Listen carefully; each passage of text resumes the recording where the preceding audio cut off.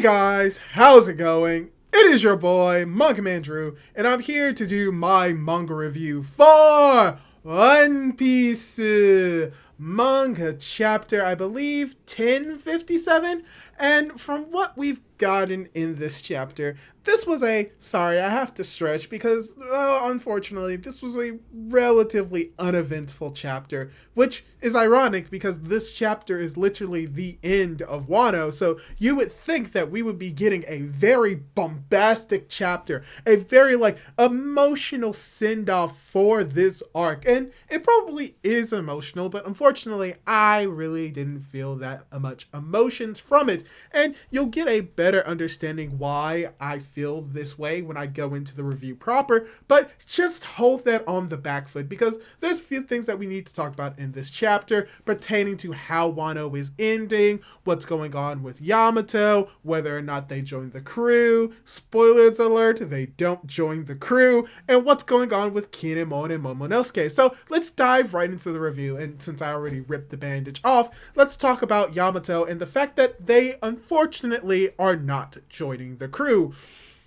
Technically, it's a little bit more complicated than how I am portraying it, and I just realized I forgot to cover the cover story of this chapter, which is just, once again, we get another page talking about Ulta, getting to see, weirdly enough, her interactions with, Shanks, Lucky Roo, Ben Beckman, Yasop. We get to see her as a baby. She's causing a whole bunch of ruckus because she won't stop crying, and that eventually a woman is able to sing, this baby to sleep, which, I'm gonna be honest, I didn't think that was a possibility, but it works. Also confirms that Ulta has been on the crew ever since she was a baby, so that's cool. Also, we got the cover story with the Germa 66 emotionless voyage. We just get Caesar participating in the fight, so potentially Caesar is going to be doing something with the Germa 66, so that's also something very interesting. But now let's cut over back to what is very important in this chapter.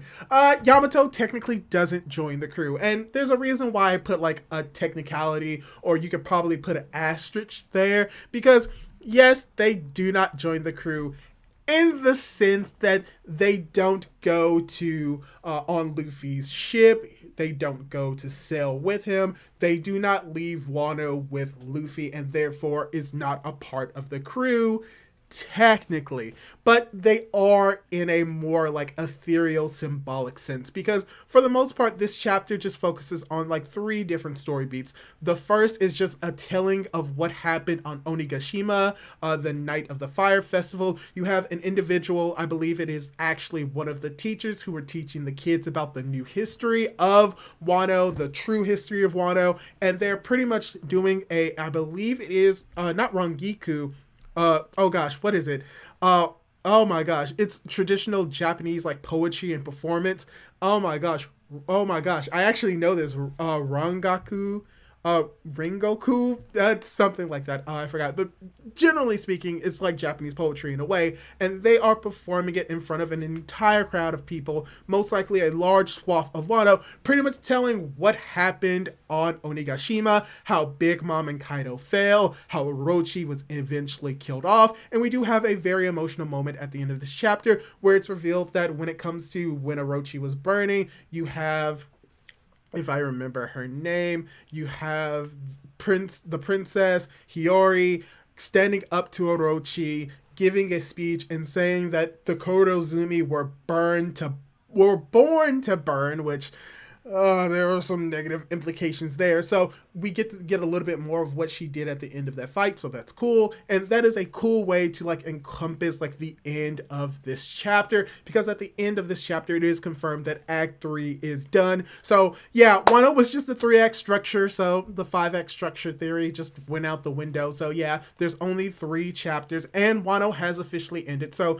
that's something interesting in this chapter. But once again, cutting over to the fact that Yamato technically isn't a part of the crew, it's probably, you can incorporate Yamato being a part of the crew in a similar vein as you have not the 10 Titanic captains for Blackbeard's crew, but the Straw Hat Grand Fleet. Yamato in a way is a part of the Grand Fleet, but technically isn't, and we'll get into that right now, because apparently Momonosuke and Kinemon were just so mad that Luffy didn't say goodbye. And weirdly enough, what makes this both an emotional and very not emotional chapter is that, yeah, I do feel for a Momonosuke, and I did feel a little bit teary-ish in a way, getting to see like flashbacks of just getting to see everything that they've gone through, from Puck Hazard to Dressrosa to Zoe to here on Onigashima, on Wano. We get to see all of their interactions and showing how much that, my gosh, how much Momonosuke really cherishes his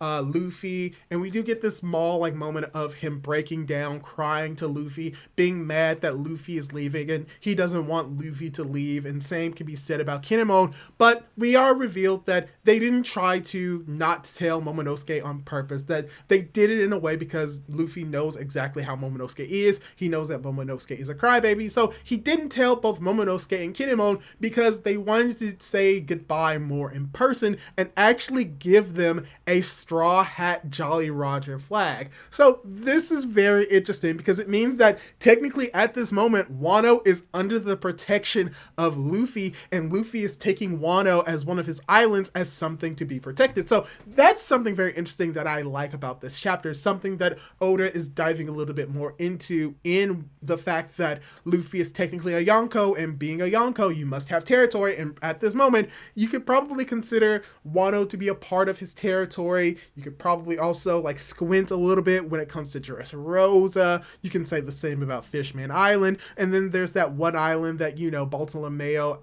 took over and is now under Luffy's protection. So it's cool that we get to see that. And we also get to see like just Momonosuke just crying, showing how much he cares about Luffy. And probably what got me the most is how Luffy views Momonosuke as like a little brother. That actually got to me a little bit. I actually felt a little bit emotional for that, especially for Luffy, since, you know, he has a fond and very important connection to familiar bonds that aren't blood related through like Sabo and Ace. They are also his brothers. So that's a very emotional moment.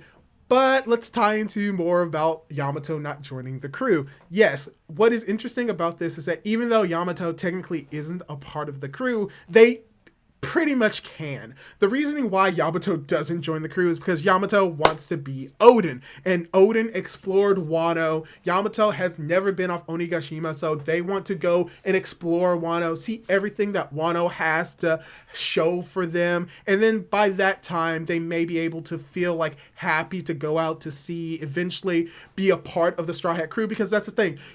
Luffy offers both Momonosuke, Yamato, and Kinemon a place on his ship if they ever decide that they want to be pirates. And what is very interesting about this is that Luffy refers to Yamato by their name, Yamato. So he doesn't give Yamato a nickname of Yama-O. He truly most likely recognizes Yamato as potentially being a part of the crew, and that if they ever want to be a part of the crew, and if any of them want to be a part of the crew, Luffy is willing enough to allow them on the crew as long as they are strong. So technically Yamato isn't a part of the crew, but technically is. It's like with Vivi. Technically Vivi is a part of the crew even though she is no longer on the ship, and it's very similar to Yamato is a part of the Straw Hat crew even though they're not on the ship, and technically they've never set sail with the Straw Hats, but you could just say that they are honorary Straw Hats. So it's cool to get that moment, but